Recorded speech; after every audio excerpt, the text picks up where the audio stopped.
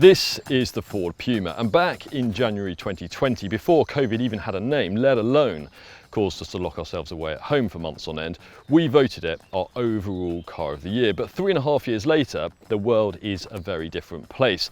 And the Puma is up against lots of cars that didn't even exist when it first went on sale. So is it still the best small SUV you can buy? Well, that's what we're going to be finding out in this video. But before we start, subscribe to our channel for lots more reviews like this one. And to save up to £2,000 on the price of a new Ford Puma, hit the link up there at the top or just Google "what car deals."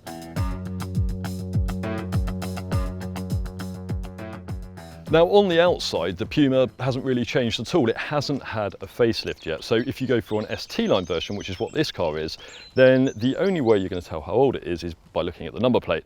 That is also true if you go for entry-level titanium trim, which sits below this, or for ST line X, which sits one trim higher. There are a couple of newer trims though, so there's the ST line Vignale, and that has some chrome detailing on the outside, some bespoke 18-inch alloys, and some interior upgrades as well. We'll talk about those a little bit more later on. And then there's also the Vivid Ruby edition. Now, Ford hasn't said how long it's going to offer that for, but it's the most expensive Puma you can buy other than the hot ST version, and it bundles together loads of standard equipment. The only thing is that you have to have Vivid Ruby paint, and you either like that or you won't. Anyway, what do you think of the Puma's looks? Do you think it still looks fresh, or is it about time it had a facelift? Let us know in the comments below.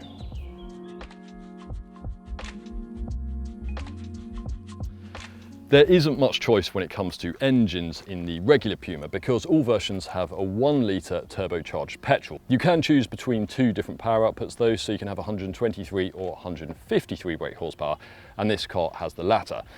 And I said regular Puma because remember there is the hot Puma ST that I mentioned a second ago, and that has a 1.5 litre petrol with almost 200 brake horsepower.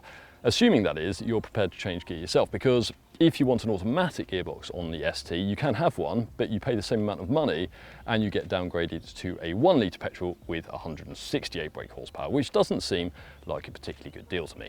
The Puma has mild hybrid technology, and that means you get a 48-volt battery that drives an electric motor. Now, it's a very small electric motor, so it can't power the car along on its own like a full hybrid can, but it does give a small boost to performance at low speeds. The main point of the technology though is to save you money on fuel and to reduce how much CO2 comes out of here. In our real-world true MPG tests, the 155 version of the Puma averaged just over 45 MPG, which is actually slightly better than the 1 litre Volkswagen T-Roc, despite the fact that car has a lot less power. Although it is worth noting that if you want maximum fuel economy, the Toyota Yaris Cross averaged just over 60 MPG in the same test. And we have a review on that car, of course, which you can watch by clicking the link up there at the top. Now, I have here a list of the latest sales figures of new cars in the UK, and as you can see, the Puma is right at the top so far in 2023. So this is a monumentally popular car, and it's largely responsible for the imminent death of the cheaper Fiesta actually, because for years the Fiesta was the most popular nameplate in the UK, but now it's languishing well down the table. So Ford can build more Pumas and sell each one for more profit than it could on the cheaper Fiesta, because the two cars are actually very similar underneath. So it's decided that it doesn't need both. Inside, the Puma is starting to look its age, if I'm honest, and that's not only because it's been on sale a few years, but it's because it has the same basic interior as the Fiesta, and that's been around since 2017. But it isn't all bad news, because it does mean you get lots of proper physical buttons and knobs. And that's good for usability. Now, admittedly, these ones for the air conditioning are quite low down, but you don't really need to look at them, because if I want to just change the interior temperature when I'm driving along, I just grab this big dial down here, twist it, and then my chosen temperature is displayed up here on the touchscreen. That is assuming you've gone for a version with automatic climate control though, because weirdly, it isn't standard on this ST line version, but it is on every other trim level, including cheaper titanium. Anyway, you can add it as an option for 350 quid, and that also gives you a wireless charging pad down here for your phone. Other storage includes a tray for some coins here, a couple of cup holders between the front seats. There is also some storage under the front centre armrest, and the door bins are quite long as well. They're partitioned though, so that stops things sliding around annoyingly when you accelerate and brake. Now the touchscreen, not that big, is it? It measures 8 inches across. That's quite a lot smaller than the screens in a lot of newer small SUVs, but otherwise it's pretty easy to use. You've got some nice big icons down here. It responds quickly to presses. Okay, the graphics are a little bit 2017, but you're not going to have any problems getting to grips with this. You don't get a built-in sat-nav as standard on some of the cheaper trim levels, but it's really not a problem because you get Apple CarPlay and Android Auto as standard across the range. So that means you can just plug in your phone and use Google Maps or Waze to find out where you want to go. Interior quality isn't bad. You get what just about passes as soft touch plastic on the dashboard, although you can feel the hard carcass of the dashboard behind it. There is some carbon fibre effect trim here on ST line versions and some fabric on the door and the door armrest as well. But there is also plenty of hard plastic in here, up here on the other side of the door and down here on the centre console. And the steering wheel controls, they feel a little bit low rent as well. Now, when the Puma first came out, the T-Roc, which is one of its main rivals, had a really disappointing interior. No soft touch plastic inside at all, and generally felt quite cheap. But that car has since had a pretty major update. So it actually has a slightly more upmarket interior than the Puma.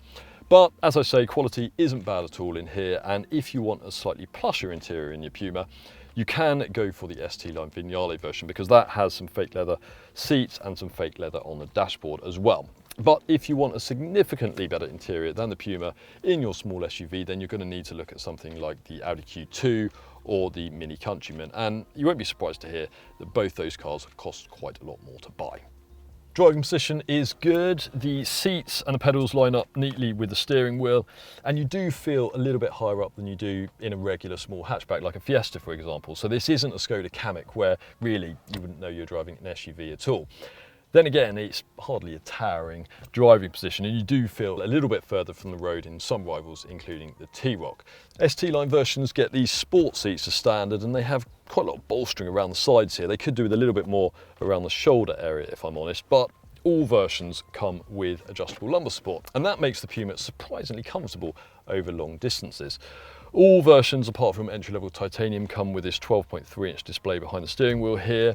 You might find that the top of the steering wheel blocks the very top of the screen. I certainly have that problem, but it's not too much of an issue because most of the important information is lower down on the screen, including the speed readout down here.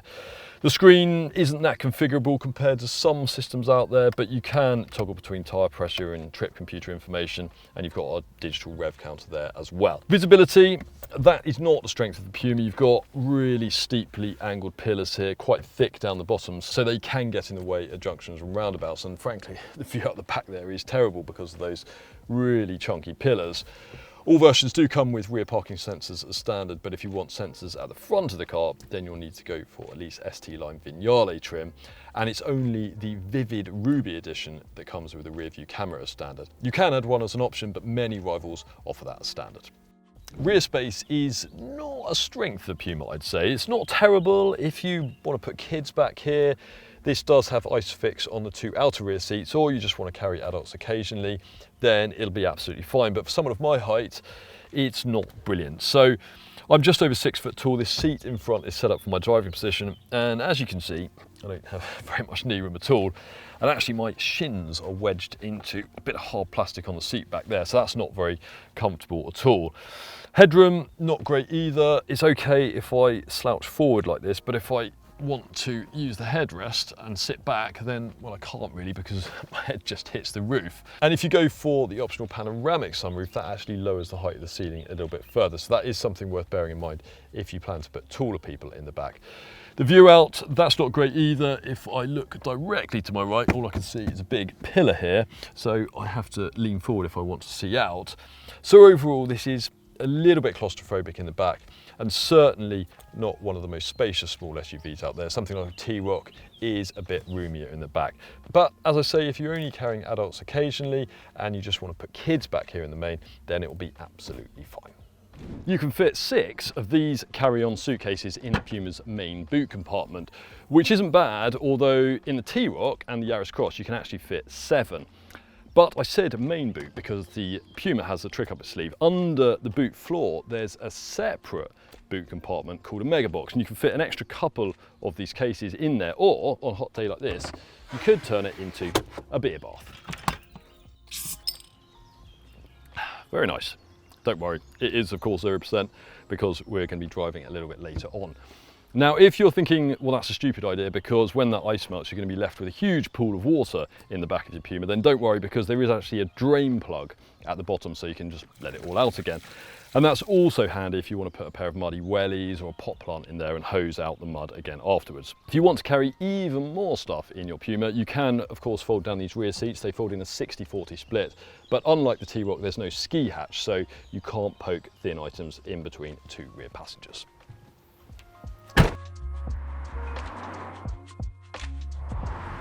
The best thing about the Puma though has always been the way it drives. It isn't quite as sharp as the Fiesta, mainly because it's a little bit taller, but certainly compared with other small SUVs in this price bracket, it's way more agile, particularly compared with cars like the Peugeot 2008 and the Toyota Yaris Cross, but even the T-Roc and the Skoda Kamiq. It grips well, there's not too much body lean, particularly on ST-line versions because you get sport suspension as standard.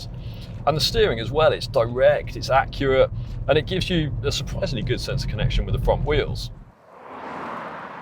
So you can have some fun with the Puma. This isn't just an appliance. It can really make you smile, particularly on a country road like the one I'm on now. It's pretty quick as well. Even the lower powered 125 version managed 0-60 in well under 10 seconds in our own tests.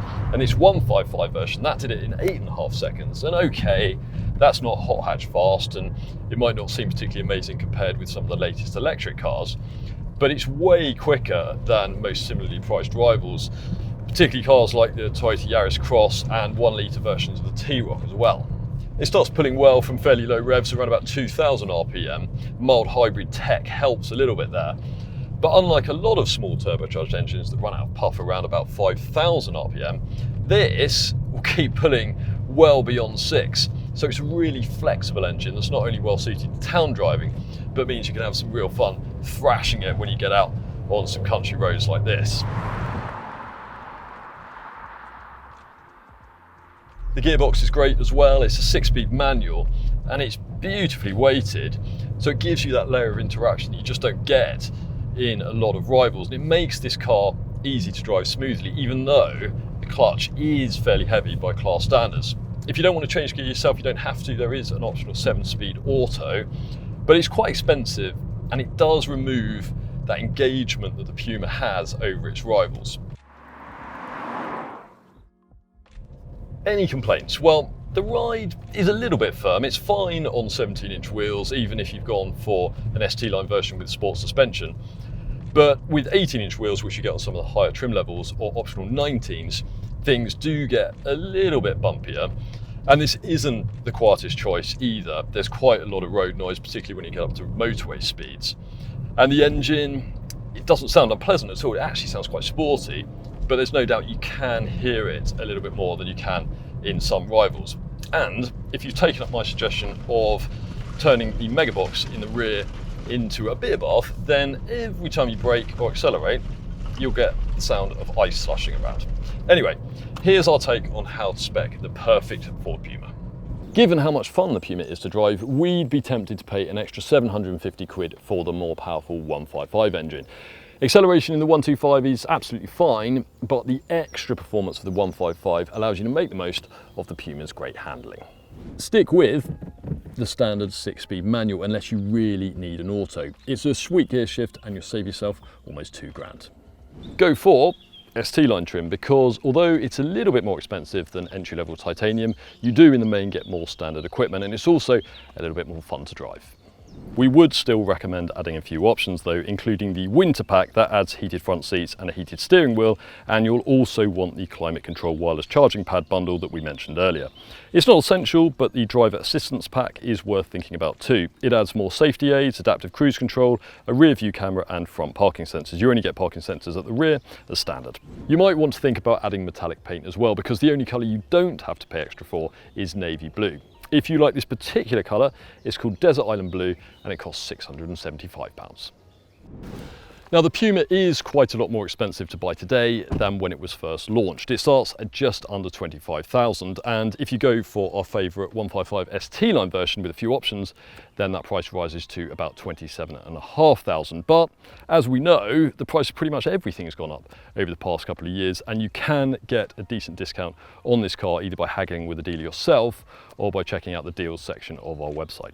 So is the Puma still the best small SUV you can buy? Well, we think the T-Roc just has the edge. It isn't as much fun to drive as the Puma, and it costs a little bit more to buy, but it has a nicer interior, it's more comfortable, and it's quieter as well. But to be honest, the two cars are so close that it really depends on your priorities.